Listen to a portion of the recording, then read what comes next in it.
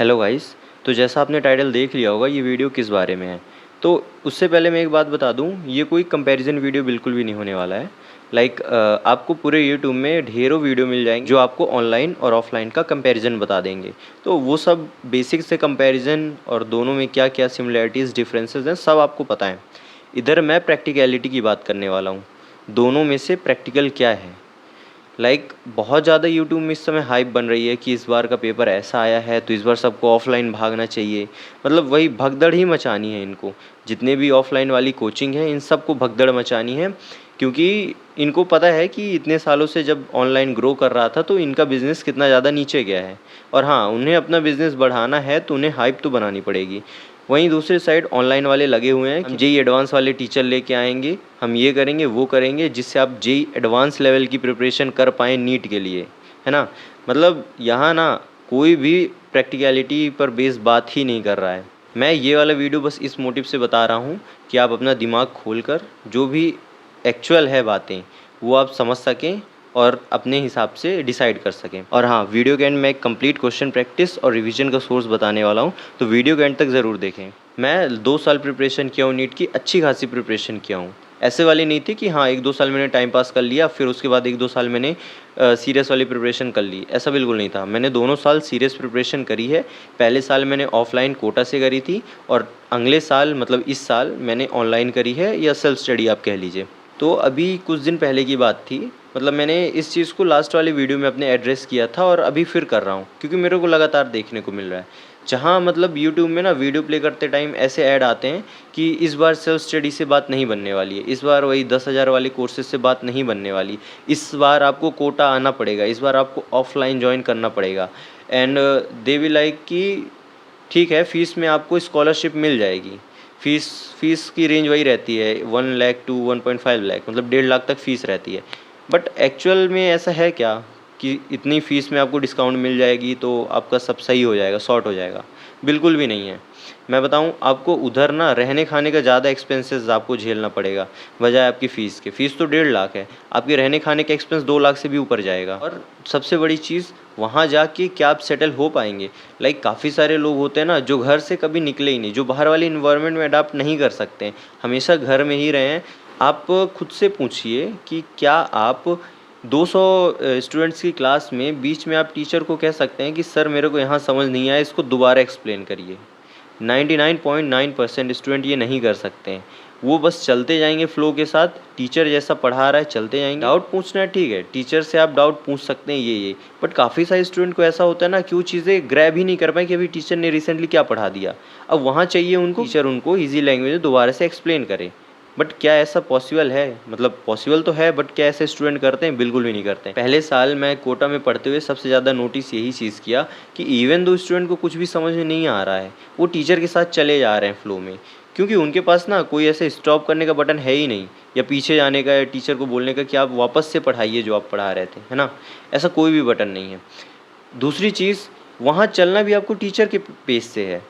मतलब वहाँ ना ऐसा होता है कि जब मैं पढ़ रहा था शुरू में अच्छे खासे पेस से टीचर ने शुरू किया, बट आई डोंट नो उन्हें क्या हुआ, वो बीच में इतना स्लो कर दिए, पेस इतना स्लो, वो जहाँ सिलेबस हमें दिसंबर तक कंप्लीट करा सकते थे उनने फ़ेब तक खींचा, मिड फ़ेब तक उनने सिलेबस खींचा। और वो सबको समझ आ रहा था कि ज़बरदस्ती का सिलेबस खींचा जा रहा है, ये जल्दी ख़त्म कर सकते हैं, बट ये पता नहीं कर क्यों नहीं रहे हैं। और ये सारी चीज़ें देख के हम ये भी नहीं कहेंगे कि ऑनलाइन में एकदम परफेक्ट है, बिल्कुल भी नहीं है। तो एक्चुअल मेरा बताने का मोटिव क्या है? बताने का मोटिव ये है कि सेल्फ स्टडी परफेक्ट जो भी है, आपकी सेल्फ स्टडी को कोई भी बीट नहीं कर सकता है। लास्ट ईयर मैंने सेल्फ स्टडी करके देखी और लिटरली मुझे इतनी सारी मेरी गलतियाँ समझ में आई, क्योंकि पूरे साल ना पहले साल प्रिपरेशन करते हुए मेरा यही निकल गया कि मैं अपनी गलतियाँ नहीं आइडेंटिफाई कर पाया, या शायद मेरे को इतना ज़्यादा सोचने का टाइम ही नहीं मिला। मैं बस कोचिंग के फ़्लो में चलता गया और बहुत ज़्यादा लेट हो गया था मेरे को मेरी गलतियाँ रियलाइज़ करते हुए। सेकेंड ईयर जब मैं प्रिपरेशन कर रहा था, मतलब इस साल, तो मुझे समझ में आया कि मैं इतनी सारी गलतियाँ बस फर्स्ट ईयर प्रिपरेशन करते हुए करते ही गया और मुझे रियलाइज़ नहीं हुआ, क्योंकि कभी मैंने बैठ के सोचा ही नहीं, मुझे वो मिला ही नहीं। बस होता क्या था ना, एक स्पून फीडिंग चल रही थी, वहाँ जो भी पढ़ा रहे हैं, वहाँ जो भी बोल रहे हैं, बस हम वो कर रहे हैं, दैट्स इट। कोई रिवीजन का प्लान नहीं है, कोई लास्ट मोमेंट क्या चैलेंजेस आएंगे उसके लिए कोई प्लान नहीं है। लास्ट मोमेंट सब कुछ हैंडल कैसे करना है, कैसे टेस्ट देना है, कौन कौन से टेस्ट देना है, कोई प्लान नहीं है। इस साल जब मैंने प्रिपरेशन करी तो मुझे समझ में आया कि ये सब खुद से प्लान करना पड़ता है।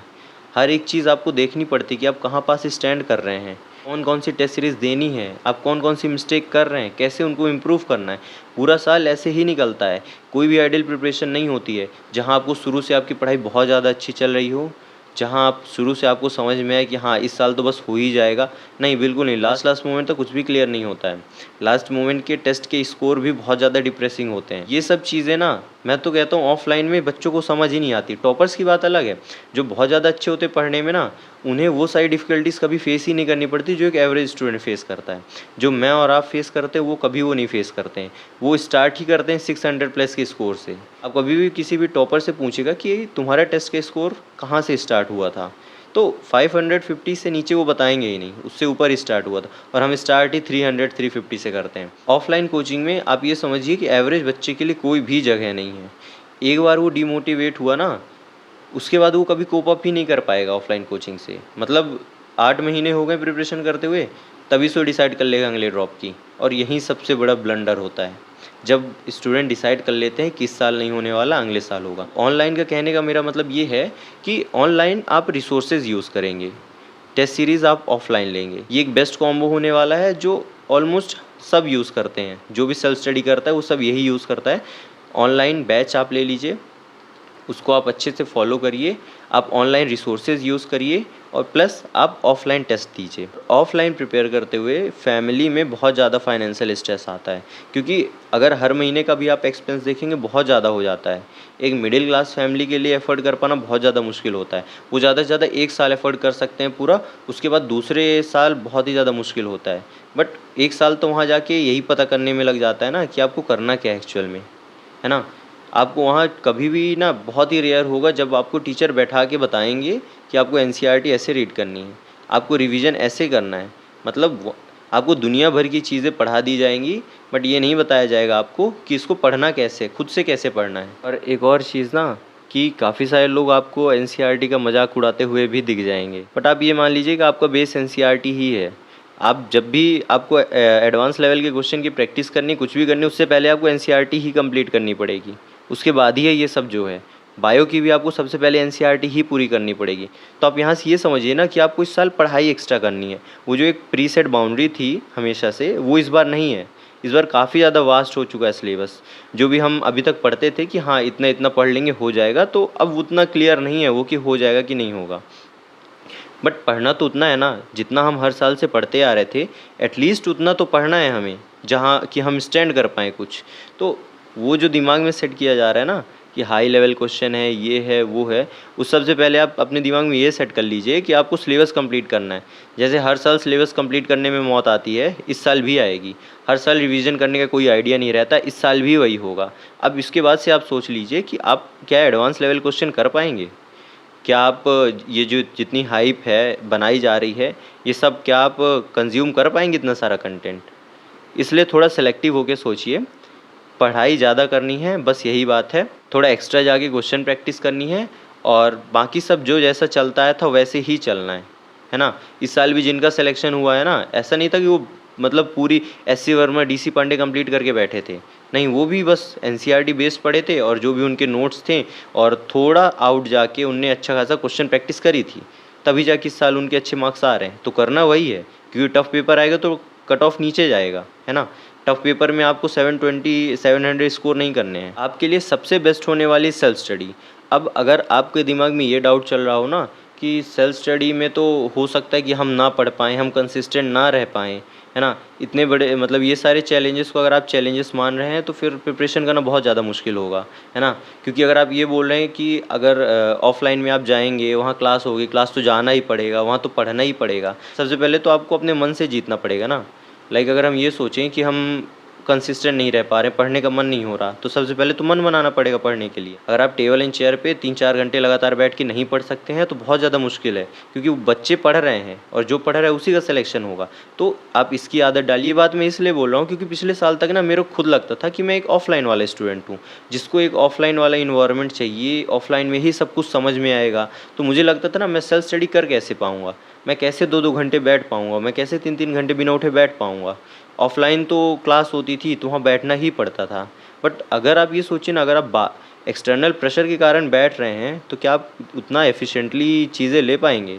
बिल्कुल भी नहीं ले पाएंगे। तो वो तो हैबिट आपको बनानी पड़ेगी बैठने के लिए। सब पढ़ते हैं, और ऑफलाइन में भी क्लास के बाद बहुत ज़्यादा आवर्स तक आपको सेल्फ स्टडी करनी पड़ती है खुद से। सिर्फ क्लास लेने से कुछ भी नहीं होता। आप आज क्लास ले रहे हैं, इतना सारा कंटेंट पढ़ें, कल फिर उतना पढ़ें, और आप अगर उसे रिवाइज़ नहीं कर पाएँ, क्वेश्चन प्रैक्टिस नहीं कर पाएँ, तो सब कुछ भूल जाएगा। इसलिए सबसे बेस्ट यही होता है कि आप सेल्फ स्टडी करिए, अपने आप को खुद को सोचने को टाइम दीजिए कि आप कहाँ पास स्टैंड कर रहे हैं, आप क्या क्या चीज़ें लैक कर रहे हैं। एक और सबसे ज़्यादा इम्पॉर्टेंट चीज़, ये मैं अपने पॉइंट ऑफ व्यू से बता रहा हूँ, कि ऑफलाइन में पढ़ते हुए जब बहुत ज़्यादा हेल्थ ख़राब होती है ना, तो वहाँ आप कोप अप नहीं कर पाते हैं, और जब आप कोप अप नहीं कर पा रहे हैं तो बहुत टाइम तक आपकी क्लासेस छूटेंगी, बैकलॉग बनेगा। और ऑफलाइन में सच में बैकलॉग कंप्लीट करना एक बहुत बड़ा चैलेंज होता है। ऑफलाइन में ऑलरेडी आपकी 6-7 घंटे की क्लास होती है, और उसके बाद एनर्जी बहुत कम बचती है। आप बेयरली सेल्फ स्टडी कर पाएंगे 3-4 घंटे, उससे ज़्यादा आप नहीं कर पाएंगे। तो ऐसे में अगर हेल्थ ख़राब होती है तो फिर कैसे पढ़ाई वापस ट्रैक में आएगी? यही बहुत बड़ा चैलेंज बन जाता है। और हेल्थ ख़राब होने का कारण वहाँ का खाना है। ऑफलाइन का खाना सच में बहुत ज़्यादा बेकार है। मतलब जितने यहाँ से गए हैं ना, ये बोल के कि मुझे तो हर तरह का खाना चल जाता है, वो सब बीमार पड़े हैं। इवन मैं खुद ये बोलता था कि ठीक है, कितना बेकार खाना होगा, शायद चल जाएगा, बट मैं खुद ये बहुत ज़्यादा प्रॉब्लम फेस किया। मेरे एक फ्रेंड की मतलब स्टोरी है कि उसके ना अराउंड ठीक ठाक मार्क्स आ रहे थे फर्स्ट ईयर, जब मैं कोटा में प्रिपेयर कर रहा था, अच्छे खासे मार्क्स आ रहे थे। बट अचानक से उसकी हेल्थ ख़राब होना चालू हुई, और मतलब इतनी ज़्यादा ख़राब हो गई कि वो 2 महीने के लिए घर चला गया, और 2 महीने बाद उसका बस यही डिसीजन था कि अगला ड्रॉप लेते हैं। मतलब अभी आधा साल कंप्लीट नहीं हुआ है, और वो क्या बात कर रहा है कि अगले साल का ड्रॉप लेना पड़ेगा। क्यों? क्योंकि उसको कुछ समझ ही नहीं आ रहा है कैसे यहाँ से वापस रिबाउंड करना है। तो यही सारे चैलेंजेस हैं, इसलिए मैं आपको बोल रहा हूँ कि अपने पढ़ने के लिए हर एक आइडियल वे बनाइए, पहले से शुरू करिए, सेल्फ स्टडी करिए। हाँ, सेल्फ स्टडी मतलब ये नहीं कि टीचर की बात बिल्कुल नहीं सुननी है, जो कुछ है टीचर ही आपके बताएंगे। आप ऑनलाइन बैच लीजिए, उधर टीचर आपको सब कुछ बताएंगे, क्या कैसे करना है, आपको कैसे क्वेश्चन करना है, ये सब बताएंगे। बट हाँ, आपको पूरे जर्नी में अपना दिमाग खुला रखना है, आपको स्पून फीडिंग नहीं करवानी है। क्यों? क्योंकि ना, अगर आप ये देखें कि क्वेश्चन प्रैक्टिस सेशन आप अटेंड कर रहे हैं, आप एनसीईआरटी के लेक्चर वाले सेशन अटेंड कर रहे हैं बजाय खुद पढ़ने के, तो वो ना आप खुद नहीं पढ़ रहे हैं, वो टीचर पढ़ रहे हैं। टीचर पीवाईक्यू सॉल्व कर रहे हैं, टीचर एनसीईआरटी रीड कर रहे हैं, और टीचर खुद रिवाइज कर रहे हैं, आप नहीं कर रहे हैं। बस फैक्ट यही है कि आपको खुद करना है, तभी हो। मुझे खुद भी आलस आती थी, तो मैं यही करता था कि सेशंस लेते जाता था, बट एट लास्ट मुझे रियलाइज़ हुआ कि मैं खुद नहीं कर रहा हूँ, वो जो भी कर रहे हैं टीचर कर रहे हैं। अगर मुझे याद भी हो रहा है थोड़ा बहुत, तो थोड़े टाइम के लिए याद हो रहा है, फिर भूल जाएगा, और फिर मेरे को ऐसे ही किसी सेशन में वापस जाना पड़ेगा देखने। अब बात आती है कि ऑनलाइन प्रिपेयर करते हुए आपको क्या क्या रिसोर्सेज की ज़रूरत पड़ती है। लाइक अगर आप एनसीईआरटी के देखें ना, तो बायो की एनसीईआरटी नहीं पढ़ी जाती है। काफ़ी सारे लोग, अगर ये बात की जाए कि आप शुरू से लेकर आखिरी तक बस एनसीईआरटी पढ़ते ही रहें पैसिवली, तो बहुत ज़्यादा मुश्किल है। इधर ही मेमोनीट अपने एलीट प्लान में ये वाला फीचर लेके आता है कि एनसीईआरटी की आप कोई भी लाइन से एमसीक्यू सॉल्व कर सकते हैं। इनके ऐसे नोट्स रहते हैं जिधर आप देख सकते हैं निमोनिक्स के थ्रू सब कुछ बताया गया है, एनसीईआरटी की एक एक इंपॉर्टेंट चीज़ें बताई गई। और सबसे इंपॉर्टेंट चीज़ कि जैसे कि आप देख सकते हैं एनसीईआरटी में ना आपको मार्क्ड पीवाईक्यूज़ हैं। अब इन पीवाईक्यूज़ में अगर आप क्लिक करते हैं तो इधर आपको वो पीवाईक्यू पर्टिकुलर देखने को मिल जाएगा, तो आप एनसीईआरटी रीड करते हुए आप पीवाईक्यूज़ भी कंप्लीट कर लेंगे। उसके बाद एक सबसे बड़ा चैलेंज रहता है ना, फिजिक्स और फिजिकल केमिस्ट्री की एनसीईआरटी पढ़ना। फिजिक्स और फिजिकल की एनसीईआरटी ना बहुत ज़्यादा कन्फ्यूजिंग रहती है, उसकी समरी, उसकी बैक एक्सरसाइज, उसके पॉइंट्स। तो आप ये देख सकते हैं कि इस वाले प्लान में आपको हर एक चीज़ मिल जाएगी, इवन वीडियो लेक्चर्स तक मिल जाएंगे आपको एनसीईआरटी समझाने वाले। ऑर्गेनिक केमिस्ट्री में हमें हमेशा नेम रिएक्शंस भूलते हैं। अब नेम रिएक्शंस और बाकी सारी चीज़ें रिवाइज करने के लिए इसमें फ्लैश कार्ड्स हैं। आप जैसे देख सकते हैं ऐसे लगातार नेम रिएक्शंस आपको मिलेंगे सारे। इनमें जब आप क्लिक करेंगे ना, तो पर्टिकुलर नेम रिएक्शंस मिलेंगे आपको क्वेश्चन के फॉर्म में, और उसका डिटेल्ड एक्सप्लेनेशन मिलेगा। उसके बाद आप देख सकते हैं इनकी जो अभी से लगातार चलती आ रही ब्रह्मास्त्र टेस्ट सीरीज़ है, जिसका काफ़ी ज़्यादा अच्छा स्ट्राइक रेट था। मतलब आप 2023 से देख सकते हैं 2024, और इस साल भी इनका काफ़ी अच्छा स्ट्राइक रेट है।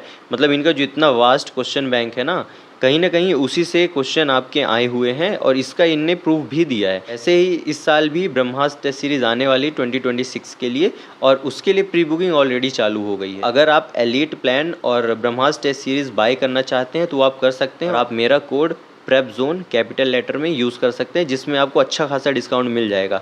लास्ट टाइम भी काफ़ी सारे लोगों ने ऐप को इंस्टॉल किया था, और इस साल भी मैं बोलूँगा कि आप सबसे पहले ऐप इंस्टॉल करिए, और जो इनकी फ्री टेस्ट सीरीज़ है ना लास्ट ईयर की, उसे आप देखिए एक बार।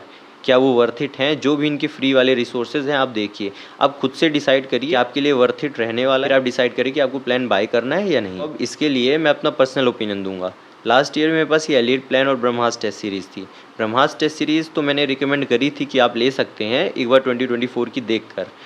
बट एलीट प्लान के लिए मैंने रिकमेंड नहीं किया था क्योंकि तब मैं खुद यूज़ कर रहा था और मैं सोचा था एक बार मैं खुद यूज़ कर लूँ, अगर मेरे को ये सही लगेगी फिर मैं रिकमेंड करूँगा।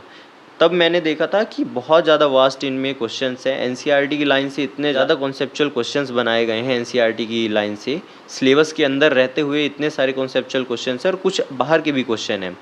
ऑल्दो मैं लास्ट ईयर उतना ज़्यादा यूटिलाइज़ नहीं कर पाया था इसे, क्योंकि तब एक वो एनसीईआरटी वाला बना हुआ था ना कि जो आएगा एनसीईआरटी से ही आएगा, उसके अलावा नहीं आएगा। स्टिल मैंने यूज़ किया था, बट अब इस साल ये बहुत ज़्यादा इंपॉर्टेंट होने वाला है क्योंकि हाँ, हमें थोड़ा एक्स्ट्रा जाके पढ़ना पड़ेगा। तो आप ये चेकआउट कर सकते हैं। आपको इस ऐप की लिंक डिस्क्रिप्शन में मिल जाएगी, वहाँ से आप इंस्टॉल कर सकते हैं। और इससे रिलेटेड आपको और भी कुछ जानना है, कोई भी फीचर जो आपको समझ में नहीं आ रहा है, तो आप प्लीज़ कमेंट कर सकते हैं। उसके लिए मैं एक डेडिकेटेड वीडियो बना दूँगा। Thank you.